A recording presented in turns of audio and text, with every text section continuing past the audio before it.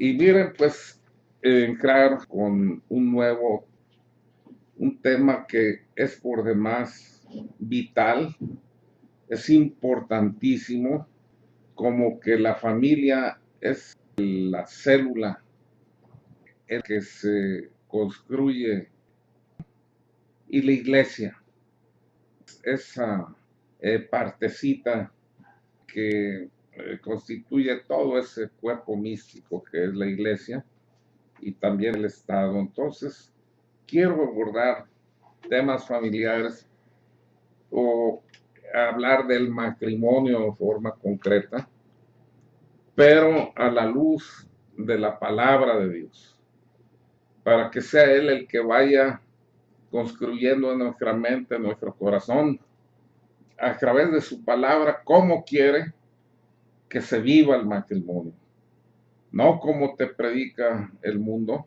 Vemos muchos conductores en programas, a veces en cadena nacional, en donde están con simplicidad diciendo a gente que está casada mediante el sacramento del matrimonio: no, pues ya te enfadó, pues quítalo, agárrate un nuevo marido, una nueva mujer. ¿Y quién les da esa autoridad para estar dejando esos mensajes que escuchan millones de personas y que muchas veces por su impreparación creen que es lo correcto? Pues si lo dicen y se repite por todos lados, yo creo que eso es lo que hay que hacer. El matrimonio, según la visión de Dios y voluntad de Dios, solo termina con la muerte de acuerdo a este plan divino. Miren la oración que hacía, por ejemplo, Tobías el día de su boda. Ahí en Tobías, si gustan, van anotando las citas para que puedan luego reconstruir su tema. E insisto, vayan normando sus criterios a la luz de la palabra de Dios y no del mundo. Tobías 8:5-8. Ahí se había casado ya Tobías con Sara. Dice, salieron todos y cerraron la puerta de la habitación. Entonces se levantó Tobías de la cama y dijo a Sara: levántate, mujer, oremos y supliquemos a nuestro Señor para que tenga misericordia de nosotros y nos salve. Acuérdense que Sara había tenido 7 maridos antes que Tobías, y en la noche, pues, de bodas, eran matados por un demonio llamado Asmodeo. Entonces dije: levántate, mujer, oremos y supliquemos a nuestro Señor para que tenga misericordia de nosotros y nos salve. Ella se levantó y comenzaron a rezar pidiendo al Señor que los salvara. Esta fue su oración: bendito eres Dios de nuestros antepasados, y bendito tu nombre por siempre. Que los cielos y la creación entera te bendigan por siempre. Tú hiciste a Adán y le diste como ayuda y apoyo a Eva, su mujer. De ambos nació la familia humana. Tú dijiste: no es bueno que el hombre esté solo, hagámosle una ayuda semejante a él.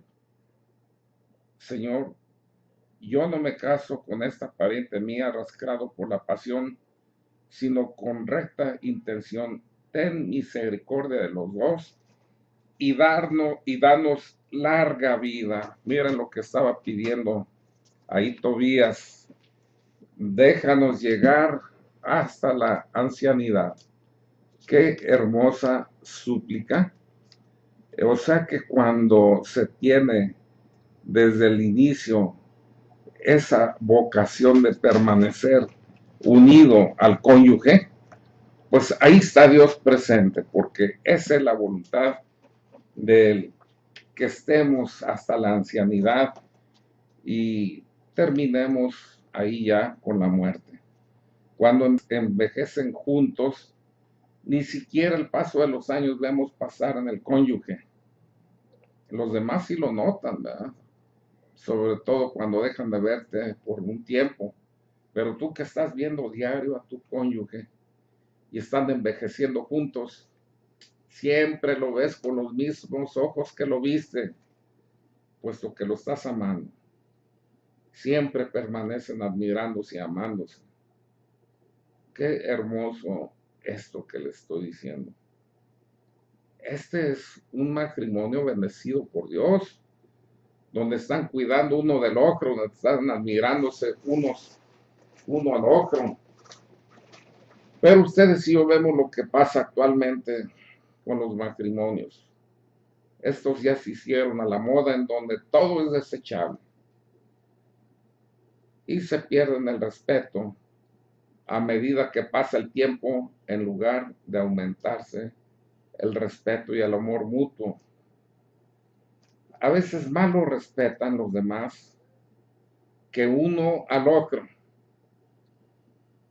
Va a bajar del camión una señora y los demás le dicen: baje con cuidado, señora, párate bien, chofer, para que baje la señora. Y en cambio a veces el marido le está diciendo: pareces tortuga, bájate rápido, qué pena. Se fijan, o sea, muchas veces toda esa exquisitez y delicadeza que se debe tener en el matrimonio se recibe más de fuera que de dentro. Esto no es de ninguna manera el plan de Dios. Acuérdense lo que dijo ahí en Tobías, que le hizo una ayuda, una compañera, un apoyo. Entonces es una bendición la mujer para el hombre y el hombre para la mujer. Miren, en el Éxodo 14, 21 al 31. Éxodo 14, 21 al 31. Dice: Moisés extendió la mano sobre el mar y el Señor, por medio de un fuerte viento, de este que sopló toda la noche, hizo retroceder el mar y lo dividió en dos, dejándolo seco. Los israelitas se entraron en medio del mar como en tierra seca, mientras las aguas formaban una especie de muralla a ambos lados. Los egipcios se lanzaron en su persecución. Toda la caballería del faraón, sus carros y sus jinetes se entraron tras de ellos en medio del mar, pero antes de la madrugada miró el Señor desde la columna del fuego y de la nube al ejército egipcio y los desorganizó, atascó la rueda de los carros que apenas podían avanzar. Entonces los egipcios se dijeron: huyamos de Israel, porque el Señor combate a favor de ellos contra nosotros.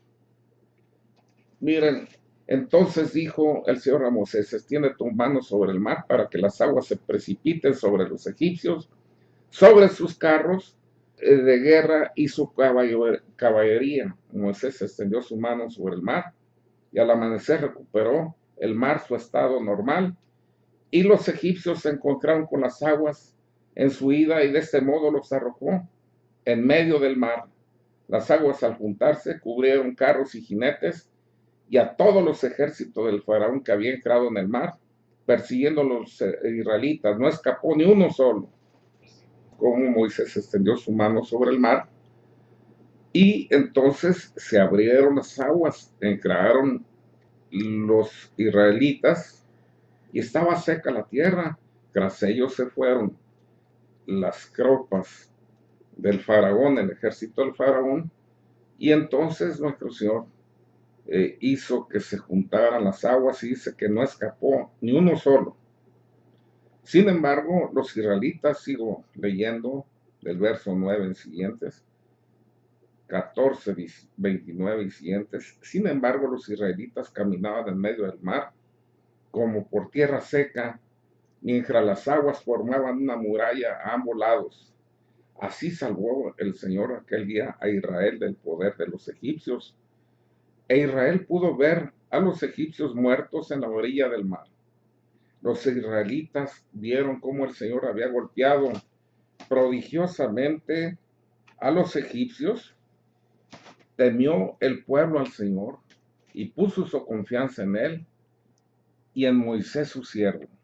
Y luego en el 15:1 del Éxodo Dice entonces Moisés y los israelitas cantaron este canto al Señor en el Éxodo 15:1.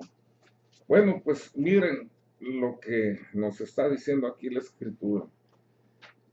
Cuando los israelitas huyeron de Egipto, salieron del mar cantando y bailando, si se fijan, pero los egipcios murieron en medio del mar.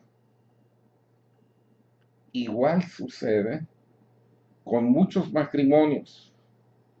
Todos caminamos por el mismo mar, pero unos salen bailando y cantando alabanzas al Señor porque están protegidos por Él, porque viven unidos a Él, mientras que otros van a sucumbir porque están alejados del Señor. Dios es el sumo bien, y el que está unido al Señor obtiene todos los bienes, todos los bienes. No es el Señor alguien que se mida limitando sus bendiciones, sino es largo en bendecir, es generoso en bendecir. Y cuando estás teniéndolo Él presente en tu vida con vida sacramental, vida de oración, conociendo a través de su palabra qué le gusta, qué le disgusta, qué amonesta, qué promete, Él mismo te va dirigiendo en la vida. Y vas a terminar en el mar de la vida dando alabanza y cantando y bailando de gozo. Otros van a fracasar y morir en el mar de la vida porque no tuvieron al Señor a su lado. Qué enseñanza tan fuerte a través de lo que le sucedió a los egipcios y lo que le sucedió a los israelitas. Miren en San Juan 9:1-3. Mientras caminaba, Jesús vio a un hombre que era ciego de nacimiento. Sus discípulos al verlo le preguntaron: Maestro, ¿por qué nació ciego este hombre? ¿Fue por un pecado de él o de sus padres? Aquí conocían bien los apóstoles la tara genética, cómo se heredan los pecados de padres a hijos. Sin embargo, miren lo que le respondió nuestro Señor. Jesús respondió: la causa de su ceguera no ha sido ni un pecado de él ni de sus padres. O sea, no solo vienen pruebas por tara genética, por los pecados de los padres que heredamos a los hijos, a los nietos, a los bisnietos, o los que nos heredan los abuelos, bisabuelos, tatarabuelos. Dice, ni la causa de su ceguera no ha sido ni un pecado de él ni de sus padres. Nació así para que el poder de Dios pueda manifestarse en él.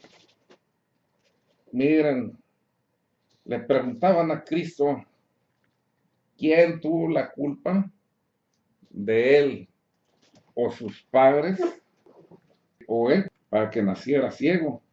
Ellos preguntaban quién, buscaban culpables, y nuestro Señor les cambió la pregunta contestando no por quién, por culpa de quién, sino para qué nació ciego. Y terminó diciendo por qué había nacido ciego, para qué había nacido ciego, y era para que se manifestara el poder de Dios. Dios permite a veces que creamos que naufragamos, que fracasamos con nuestro matrimonio, solo para que veamos el poder de Dios. Si Dios no puede salvar un matrimonio, si Cristo, que es el Dios que tenemos al alcance, al Padre nadie lo ha visto hasta que lleguemos en grado de perfección al cielo.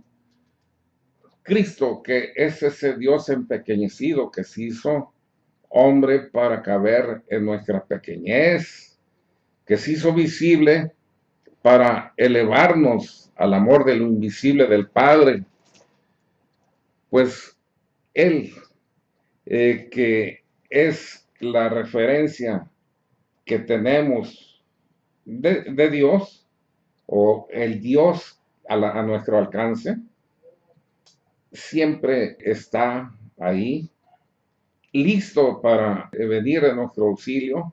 Por eso entregó su vida. Es el intercesor, es el paráclito.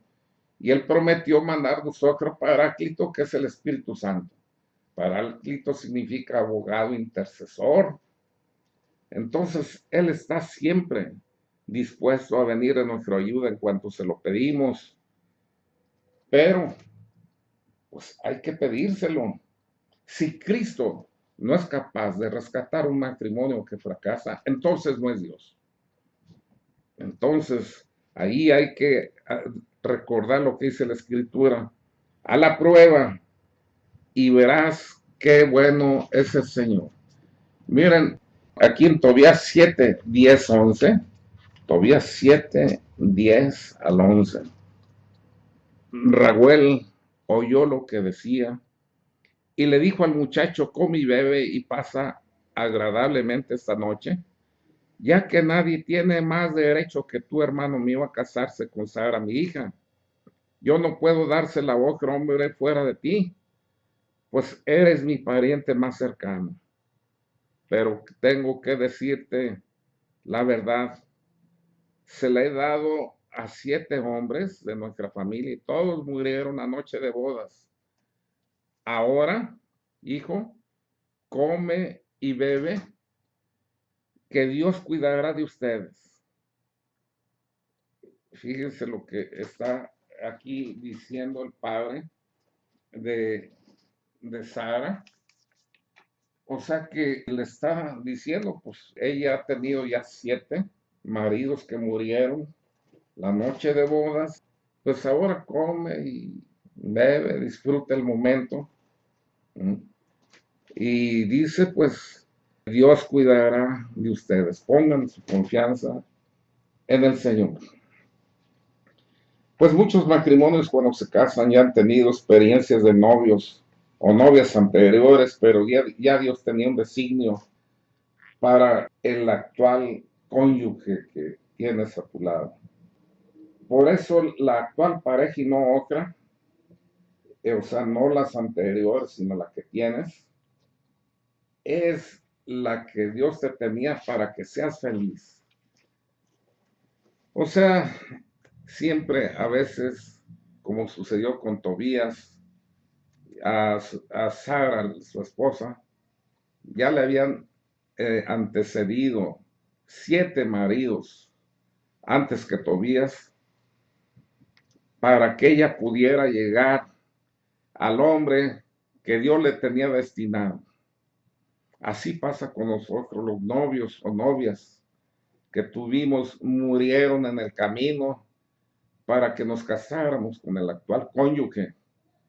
La oportunidad de ser felices es ahora con quien tenemos al lado y no con aquel que fue tu novio o tu novia. Dios no se equivoca, la vocación es algo que Dios da.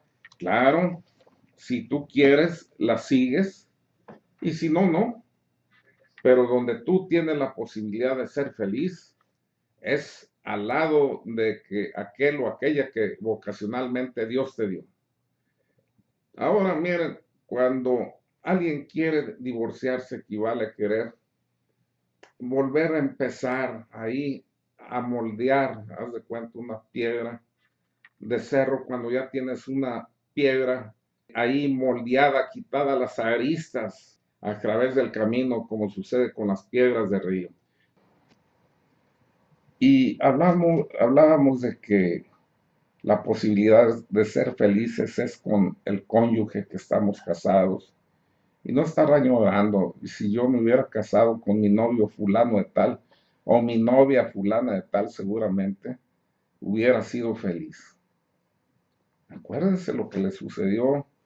Ya vimos a Sara, 7 maridos, todos murieron la noche de bodas, para que me pudiera llegar aquel que por voluntad de Dios debería ser su esposo. ¿Qué hubiera sucedido si ella hubiera especulado? No, pues Tobías no es tan bueno como fulano de tal, aquel que se murió la noche de bodas. Estaba perdida, perdida. No hubiera entendido cómo se manifestaba la voluntad de Dios en forma gramática. Acuérdense que el chanclas no puede hacer lo que le da su gana, sino que lo que Dios le permite. Y si a ese demonio llamado Asmodeo le permitió semejante cosa, es para que no se mancillara una mujer pura, una mujer de oración, una mujer con padres de oración, con una genética espiritual hermosa, por esa intención, pues no sana, sino carnal, no espiritual, sino bestial, por más que iban al matrimonio, pero no tomando en cuenta que debe estar presente en el matrimonio. Bueno, pues ahora ya casado, empiezan a venir los problemas y luego vienen ideas ahí, el chanclas muy activo diciendo, mira, mejor sepárate, mira lo que está diciendo ese conductor o esa conductora de televisión. Si ya te enfadó, búscate otro. ¿Para qué estás ahí aguantándolo? Y la voluntad y la palabra de Dios que dice que hasta que la muerte los separe, ¿a quién le haces caso? ¿Al Señor o a los consejos del mundo? Miren, aún en almas santas ha pasado esta idea y no saben en quién, por ejemplo. El separarse para quitarse un problema de encima que parecía difícil de asimilar. En San Mateo 1, 18, 20, dice el nacimiento de Jesús. El Mesías fue así. Su madre María estaba prometida a José y antes de vivir juntos resultó que esperaba un hijo por la acción del Espíritu Santo. José, su esposo, que era justo y no quería denunciarla, decidió separarse de ella en secreto. San José dijo, no, no, ¿cómo? Pues lo hacía por varias razones, miren. Una de ellas, pues desde luego, para que al denunciarla no la apedrearan, la lapidaran por haber sido infiel. Era una ley judía. Él no quería que le sucediera eso a la Virgen. También al hacerse a un lado, estaba dando la oportunidad que el padre verdadero de ese hijo se hiciera cargo de él y de la esposa. Era un hombre justo, dice aquí la escritura, y por eso no quería denunciarla. Vuelvo a repetir esa parte. José, su esposo, que era justo, y no quería denunciarla, decidió separarse de ella en secreto. O sea, no la golpeó, no la corrió, simplemente tú quédate en paz, yo me voy. Miren hasta dónde llegaba San José. Él iba a ser el acusado de que abandonaba a una esposa esperando un hijo y lo iban a tachar de irresponsable, de faltar a su palabra y sabe cuántas cosas más. Cómo protegía, cómo amaba a la Virgen, ¿no? Ahí en silencio, sin embargo, dijo, esto es más de lo que yo puedo soportar. Adiós. Estaba haciendo ese plan. Decidió separarse, dice la escritura, de ella en secreto. Después de tomar esta decisión, el ángel del Señor se le apareció en sueños y le dijo, José, hijo de David, no temas aceptar a María como tu esposa, pues el hijo que espera viene del Espíritu Santo. Oigan, sigue siendo envidiable la fe, el abandono a la voluntad de Dios de San José. Cualquier hombre fuera de San José, el casto, San José, el patriarca, San José, que hubiera venido en sueños un ángel, hubiera dicho, no, pues quién sabe si fue un sueño, una pesadilla, o el chanclas ahí queriéndome emparejar, inventándome una historia. Fíjense bien. Sin embargo, dice que cuando José se despertó del sueño, ahí estoy brincando al verso 24. Cuando José se despertó del sueño, hizo lo que el ángel del Señor le había mandado, recibió a su esposa y sin tener relaciones conyugales, ella dio a luz un hijo al que puso por nombre Jesús. Qué enseñanza tan hermosa. San José planeó abandonar a la Virgen en secreto, como muchos matrimonios, y estoy hablando de matrimonios donde se actúa en justicia, con prudencia, ya no me refiero a los que terminan como perros y gatos, y ahí sí, hasta corriendo sangre. Ahí San José planeaba abandonar a la Virgen en secreto, como muchos matrimonios se abandonan en secreto, viven juntos, pero cada quien por su lado.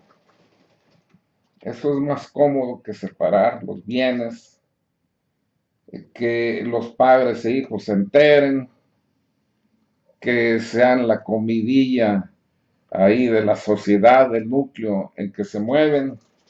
Viven juntos pero separados. A estos se les llama matrimonio del cementerio. O sea, viven la paz del cementerio. Vieran los muertitos, qué buenos vecinos son. Ahí están uno al lado del otro y no se hacen ruido. Así los matrimonios que deciden abandonarse porque ya se enfadaron uno del otro. Ahí están viviendo en la misma casa, bajo el mismo techo, comiendo a veces, eventualmente en la misma mesa, mas no compartiendo el mismo lecho. En camas separadas y eso, viéndolo los hijos, dando un antitestimonio.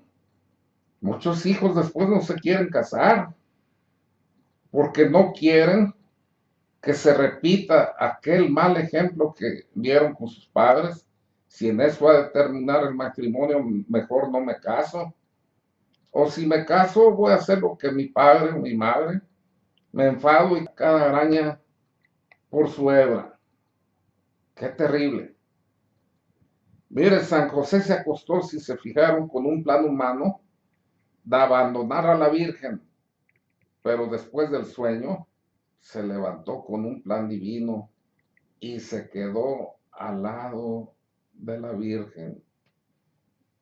Y haber tomado esa decisión lo hizo ser ese jefe en la Sagrada Familia, en donde todo el reconocimiento de nuestro Padre del Cielo,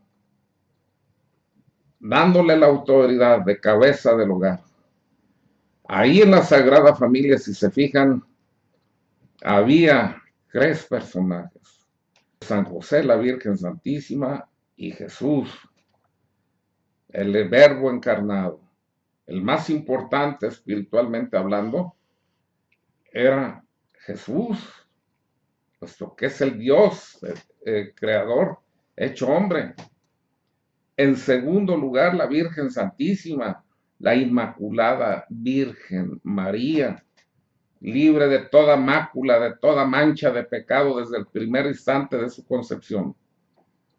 Y en tercer lugar, aunque era santo, casto y justo, San José. Y miren quién los mandaba a todos. San José, el que menos valía, porque era el jefe del hogar. Y esto se lo reconocía y se lo avalaba al Padre Eterno para que fuera el que llevara, educara a su hijo y lo nutriera, por ese gesto de buena voluntad, de haber aceptado el anuncio que le hizo el ángel y recibir a la Virgen y hacerse cargo del niño. Sean bendecidos cambiando ese plan de separación por un plan divino y van a ver, se van a congratular con el tiempo de las bendiciones que les van a llegar. Démonos la oportunidad cuando está a punto de sucumbir nuestro matrimonio.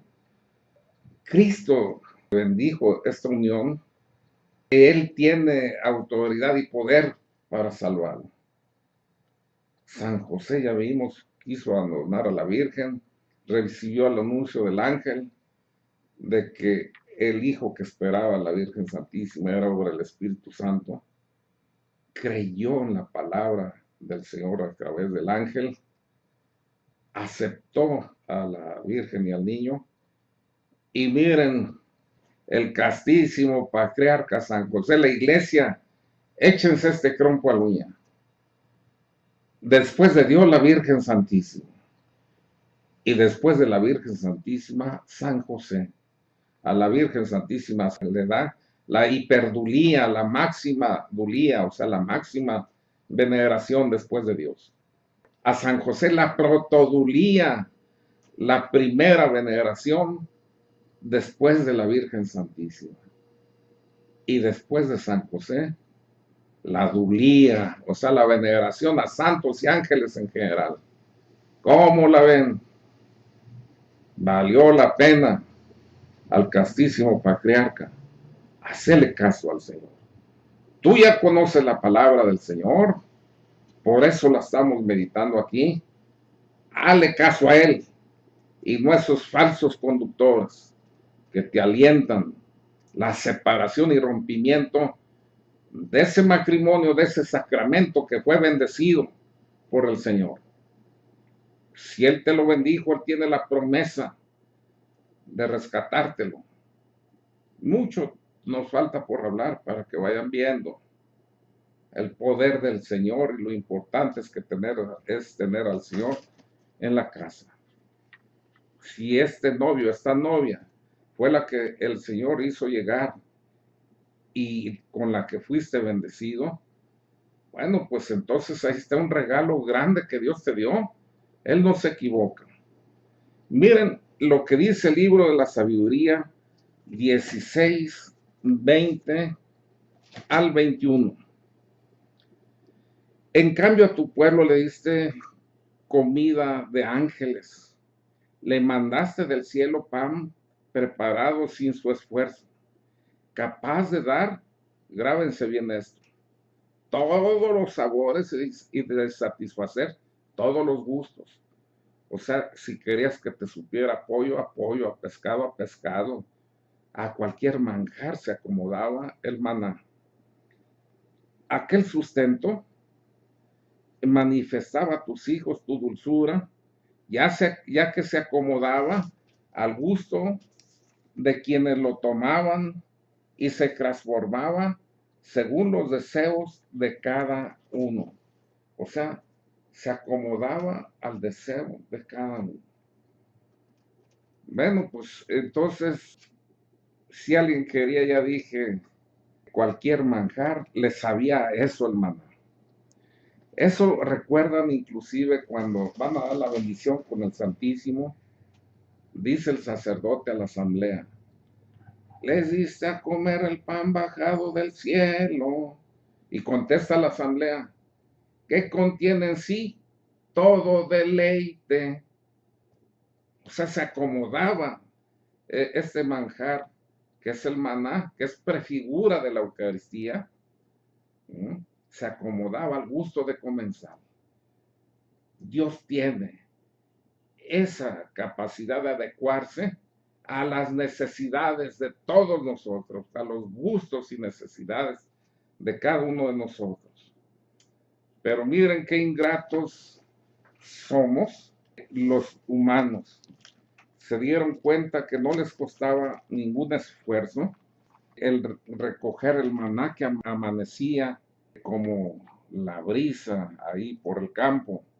Miren lo que dice aquí el libro de los Números en el capítulo 21, versos del 4 al 5.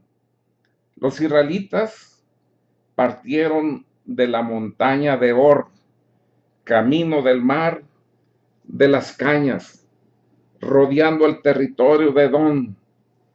En el camino el pueblo comenzó a impacientarse y a murmurar contra el Señor y contra Moisés diciendo: ¿por qué nos has sacado de Egipto? Como si fueran muy felices en Egipto. Ingratos. Pues que no eran esclavos en Egipto. Que no Moisés mató a un soldado egipcio por estar masacrando a un hermano de raza de él, un israelita. ¿Por qué nos has sacado de Egipto para hacernos morir en este desierto? No hay pan ni agua. Y fíjense la ingratitud del hombre. Miren lo que van a decir. Y estamos ya hartos de este pan sin consistencia. Se estaban quejando del maná. Ya estamos hartos del maná. Pues que el maná, no acabamos de leer en palabra de Dios que tenía la capacidad de adecuarse al gusto del comensal. Entonces el maná que venía de Dios perdió su eficacia, o era el comensal que decía: ay, otra vez este insípido alimento que es el maná. Pues te vas a ver a insípido alimento, porque él tiene la capacidad de adecuarse a lo que tú gustes. Si ya no tienes esa capacidad de desear en el maná que te satisfaga tu necesidad de deleitarte, tú eres entonces el culpable, no el maná. Ya estamos cansados de ese manjar miserable. ¡Qué ingratitud! O sea, el manjar no perdió su propiedad, fue el que se lo comía, el que perdió la ilusión de experimentar un sabor diferente. El esposo y la esposa, hermanos, son el maná que Dios nos dio. Tiene todo lo necesario para satisfacer todos los gustos del cónyuge cuando se casan por vocación auténtica. Los esposos, quiero que sepan, el día de su primer encuentro conyugal sexual, cuando vocacionalmente te encontraste a la persona que Dios te tenía, ocurre esto, y los que son casados lo saben bien. Dices: es increíble que este o esta, según sea hombre o mujer, haya llegado a mi vida. Sobrepasa las expectativas que yo tenía de un compañero, una compañera, de un esposo, una esposa. Así se maravilla el espíritu cuando encuentras vocacionalmente. Y después, ¿qué vas a decir? Ya me enfadé de esta miserable mujer, de este miserable hombre. ¿Te fijas? Que no habías dado alabanza a Dios por ese manjar, como el maná, y después reniegas y lo maldices. Así somos los hombres. El esposo y la esposa son el maná, tienen todo lo necesario para satisfacer todos los gustos del cónyuge, pero no porque el otro haya perdido la capacidad de satisfacernos, sino porque nosotros perdimos la capacidad de disfrutar. Lo que nos da es que los matrimonios andan como andamos. Ya no queremos maná, sino menú. Este es el pecado actual. Ya no satisface el cónyuge. Buscamos menú. En el menú hay muchos otros manjares, otros alimentos. Eso no es lo que Dios permitió. Bendijo un hombre para una mujer. El hombre que se separa, dijo Cristo, de su mujer y se une a otra, comete adulterio. Y la que se separa de su marido y se une a otro, comete adulterio. O sea, están en pecado, ya no tienen la bendición de Dios. Dejaste el maná, te enfadaste del maná y fuiste al menú, que ese no es el plan divino. Si nosotros no nos dejamos engañar por el mundo y permanecemos al lado de nuestro cónyuge, entonces sí, tenemos la posibilidad, como dije, de envejecer a su lado sin darnos ni siquiera cuenta. Miren cómo debe ser la cosa en el matrimonio. Dice en San Lucas 2:41-50, sus padres iban cada año a Jerusalén a la fiesta de Pascua. Cuando el niño cumplió 12 años, subieron a celebrar la fiesta, según la costumbre. Terminada la fiesta, cuando regresaban, el niño Jesús se quedó en Jerusalén, sin saberlo sus padres. Estos creían que iba en la caravana y al terminar la primera jornada lo buscaron entre los parientes y conocidos. Al no encontrarlo, regresaron a Jerusalén en su busca. Al cabo de 3 días lo encontraron en el templo sentado en medio de los doctores, no solo escuchándolos, sino también haciéndoles preguntas. Todos los que le oían estaban sorprendidos de su inteligencia y de sus respuestas. Al verlo se quedaron asombrados y su madre le dijo: hijo, ¿por qué nos has hecho esto? Tu padre y yo te hemos buscado angustiados. Él les contestó: ¿por qué me buscaban? ¿No sabían que yo debo ocuparme de las cosas y asuntos de mi padre? Pero ellos no comprendieron lo que les decía. Bueno, miren aquí. Ahí el niño se perdió.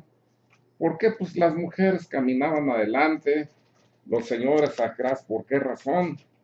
Pues porque las señoras más frágiles físicamente se podían quedar rezagadas o dormir y entonces iban a quedar desprotegidas en el desierto si hubieran caminado atrás de los señores. Y los niños corrían entre unos y otros, por eso pensaron que iba con José y los otros que con la Virgen, y se dieron cuenta que no iba con ninguno. Pero si se fijan, ahí San José no asumió una figura machista, diciendo: vaya María y busque ese muchacho y cuidadito que no me lo vaya. Ni la Virgen le dijo: mira José, ese muchacho necesita mano de hombre, mano dura, ve tú, yo estoy muy cansada. Dice la Escritura que fueron y buscaron juntos lo que habían perdido juntos. Eso deben hacer los matrimonios para que permanezcan. Vean en dónde fallaron y juntos busquen lo que perdieron. Qué hermosa enseñanza la de la Virgen Santísima y San José. Ellos, ya vimos por qué se perdió el niño Jesús. Las mujeres caminaban adelante, los señores atrás. Así, si alguna mujer se iba rezagando, ellos se daban cuenta y la apoyaban, o hacían un alto, o la apoyaban, buscaban la forma que no se rezagara y se perdiera en el desierto. Y los niños al fin, llenos de vigor, corrían entre unos y otros. Por eso fue fácil que se perdieran. La Virgen pensó que iba con San José pensó que iba con la Virgen, y el niño decidió irse a Jerusalén a cumplir la voluntad de su padre. Eso tiene también una enseñanza. Parece una majadería la contestación de nuestro Señor. ¿Por qué me buscaron? Pues que no saben que tengo que dedicarme a las cosas de mi padre. Miren, es un mensaje para todos, para ustedes y para mí, todos los padres. Un hijo no es propiedad nuestra, tiene su propia vocación, su propio llamado, vino a la vida para algo. Entonces, era un adolescente a los 12 años, acuérdense que es la edad, dicen, de la choca, es la edad en que ellos buscan marcar su raya, de adolescentes buscando su camino vocacional al que vinieron a la existencia. Por eso no quieren la influencia de los padres, de los mayores, porque saben que tienen una misión personal. Y aquí es eso lo que Cristo les dijo. ¿Por qué no me buscaban? Pues que no saben que tengo que dedicarme a las cosas de mi padre. Tenía 12 años, un adolescente. Se hizo igual a nosotros en todo menos en el pecado. Hay un adolescente en rebeldía, pero marcando muy bien la pauta. No soy de su propiedad, ayúdenme a madurar, a buscar ese llamado vocacional al que fui enviado. Bueno, para que sepan apoyar a sus hijos. Pero lo hermoso de esto es de que ellos se fueron a buscar juntos lo que juntos habían perdido, en lugar de acusarse mutuamente. Eso deben hacer los matrimonios en conflictos y tomar la iniciativa ambos sin esperar, dizque por dignidad, o sea, yo no quiero dar mi brazo a torcer, que primero él dé ese paso adelante reconociendo su falta. No, no, no, no. Hay que buscar juntos lo que perdimos juntos. Cuando nosotros señalamos y culpamos a otro, lo apuntamos con un dedo y tres nos apuntan, revisen bien su mano cuando apuntan, ustedes apuntan con un índice al otro y tres dedos le están apuntando a ustedes. Nuestro Señor dijo, el que esté libre de pecado aviente la primera piedra. No importa quién tenga la culpa, sino quién tenga la solución, hay que ser humildes. Pues miren, aquí cuando vemos en el arca de Noé, si se fijan, es un simbolismo. Se salvaban las parejas de dos en dos, o sea, una pareja de cada especie. Muy bien. Este es un mensaje. Es más fácil salvarnos esta pareja de cónyuges, puesto que ambos tenemos la bendición y si somos de buena voluntad, 4 ojos ven mejor que 2, 2 mentes piensan mejor que una, pero puestas al servicio con humildad. Por eso entraban en el arca de Noé de 2 en 2 en pareja, no solos. Al cielo es más fácil que entremos de 2 en 2. Ese es el simbolismo del arca de Noé. Claro, lo que no es imposible que cuando se lucha y pues desafortunadamente algo termina mal, también solos nos podamos salvar. Claro, con más grado de dificultad porque se arriesga que haya adulterio en ambas partes. Pues cada quien por su lado va a estar enfrentando este tipo de situaciones. Sin embargo, no es imposible cuando se lucha en el nombre de Dios salvarse y también salvar a la familia, ofreciendo el dolor que te causa la separación, la tristeza y todo lo ofreces por amor a Dios, y esto se convierte en un motivo de salvación personal y también de la familia. Miren, la escritura es muy clara. En el Levítico se prohibía ayuntar, esto es unir al agrado, uncir al agrado, animales de diferente especie. Por ejemplo, aunque son de tiro ambos, uncir al agrado un buey con una mula, lo prohibía la ley de Dios en el Levítico. Son criaturas de Dios y se iban a lastimar al tirar el arado porque tienen diferente anatomía, iban a jalar disparejo y se iban a lastimar uno al otro. Si esto pasa con los animales, ¿qué pasará cuando no estamos marchando parejitos como en la danza? Uno tironeando al otro, así se lastiman y así todo termina mal. Así con la alegría que nos unimos el día que nos casamos, en el nombre de Dios ofrecer las dificultades y seguir caminando hacia adelante. Miren, hablando del poder de Dios, si puede o no sanar o salvar un matrimonio. Miren lo que sucedió, lo que nos dice aquí San Juan en el capítulo 2, versos 1 y siguiente. 3 días después hubo una boda en Caná de Galilea, la madre de Jesús estaba invitada, también estaba Jesús y sus discípulos. Se les acabó el vino y entonces la madre de Jesús le dijo, no les queda vino. Jesús le respondió, mujer, no intervengas en mi vida, mi hora aún no ha llegado. La madre de Jesús dijo entonces a los que estaban sirviendo, hagan lo que les diga. Había allí 6 cántaros de piedra de los que utilizaban los judíos para sus ritos de purificación, de unos 80 o 100 litros cada uno. Jesús dijo a los que servían: llenen los cántaros de agua, y los llenaron hasta arriba. Una vez llenos, Jesús les dijo: saquen ahora un poco y llévenselo al encargado de la fiesta. Ellos cumplieron sus órdenes. Cuando el encargado probó el vino nuevo, sin saber de dónde venía, solo lo sabían los sirvientes que habían sacado el agua, llamó al novio y le dijo: todo el mundo sirve primero el vino de mejor calidad, y cuando los invitados ya han bebido bastante, saca el más corriente. Tú, en cambio, has reservado el de mejor calidad hasta ahora. Esto sucedió en Caná de Galilea. Fue el primer signo o milagro realizado por Jesús. Así manifestó su gloria y sus discípulos creyeron en él. Miren qué hermosa palabra. Jesús tenía poder para llenar él solo las tinajas de buen vino con solo desear.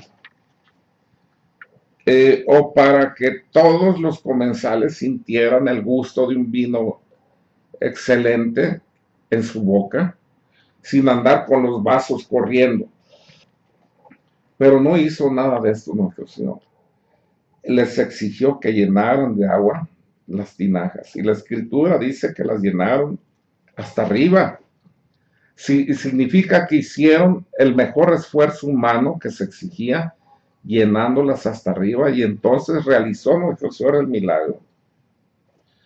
Lo mismo pasa a los matrimonios, que se les está acabando el vino del amor a media fiesta de la vida.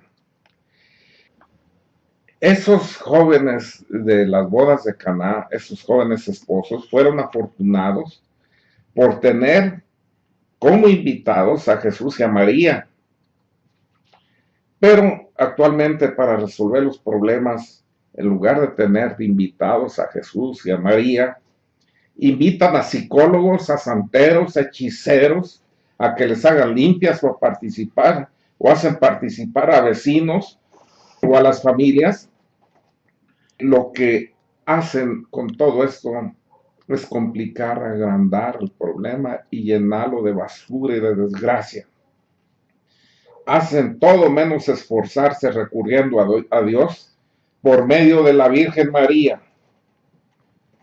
Esto, cuando esté viniendo esta prueba que amenaza ruina para su matrimonio, bienaventurado el que tenga como invitado a Jesús y a María en su matrimonio.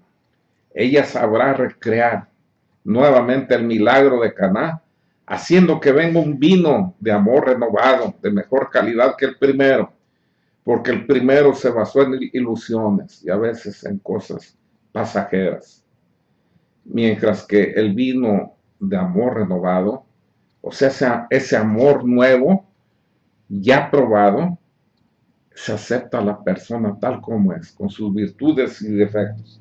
Es un amor de mejor calidad que el primero. Hay que siempre estar pidiéndole a la Virgen Santísima que nos ayude a que realice Cristo en nuestro hogar, que tiene problemas, que nos realice ese milagro que realizó en Caná, dándonos un vino de mejor calidad.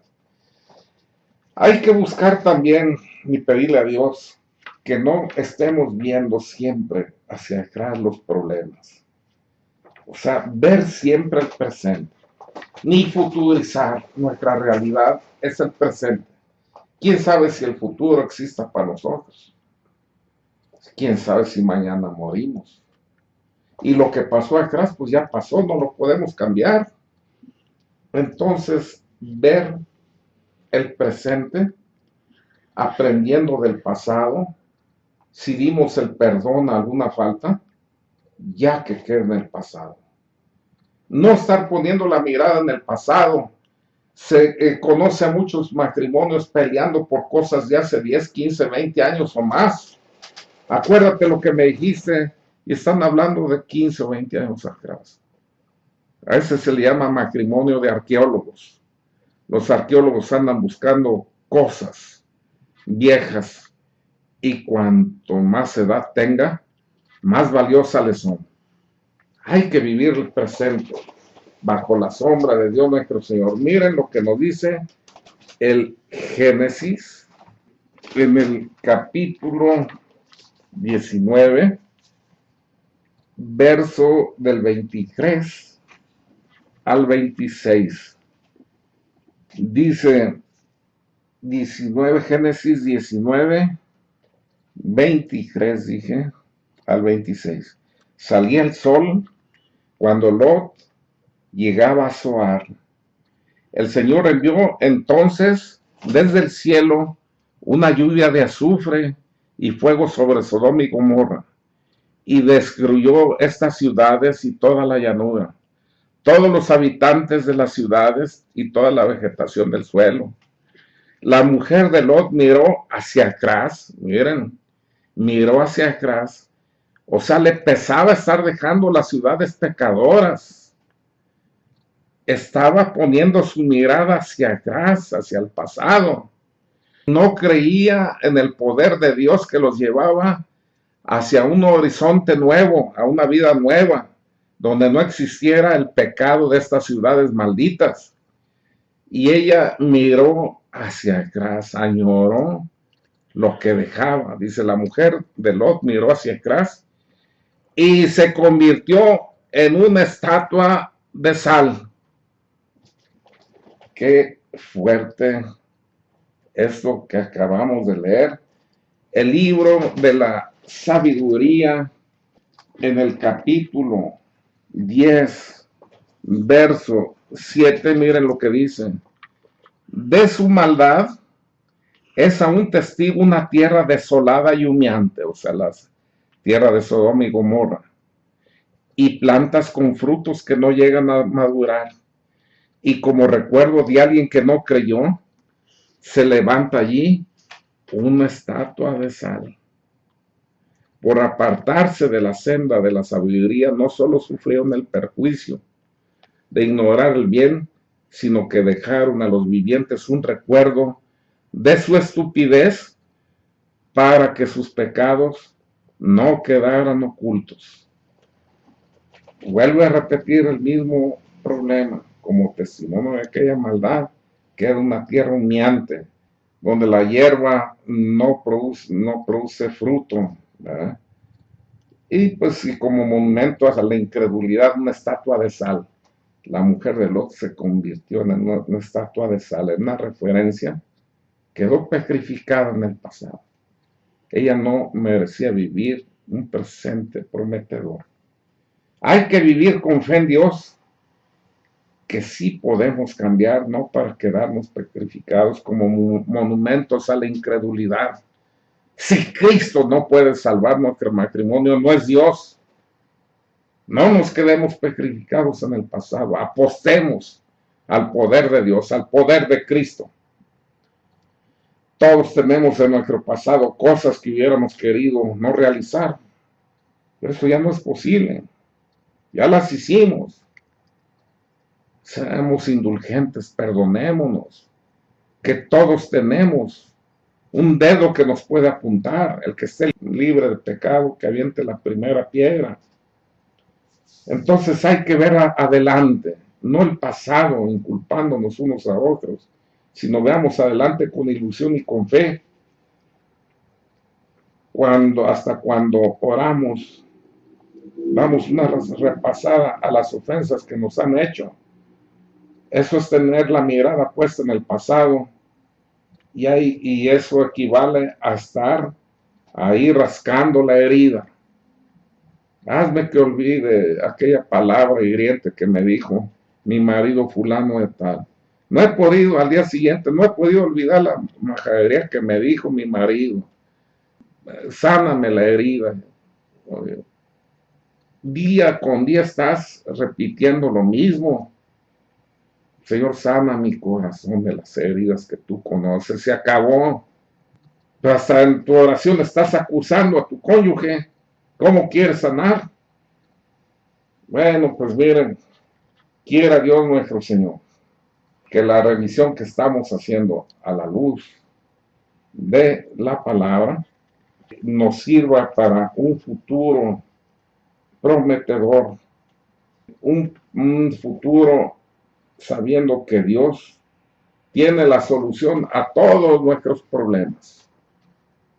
Podemos terminar con una pequeña oración. Señor, te doy gracias por la oportunidad que me das de caminar iluminado por tu palabra. No quiero quedarme en el pasado petrificado como una estatua de sal.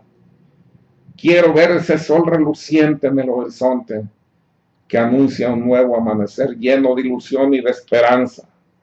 Perdóname, Señor, si las tinajas del amor en mi matrimonio y dame la perseverancia para luchar, para restablecer ese vino de amor que será de mejor calidad con tu ayuda, Señor.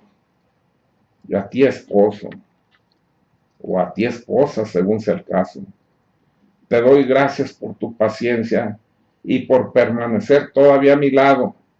Y te invito a que luchemos juntos para reencontrar esa ilusión y esa alegría perdida.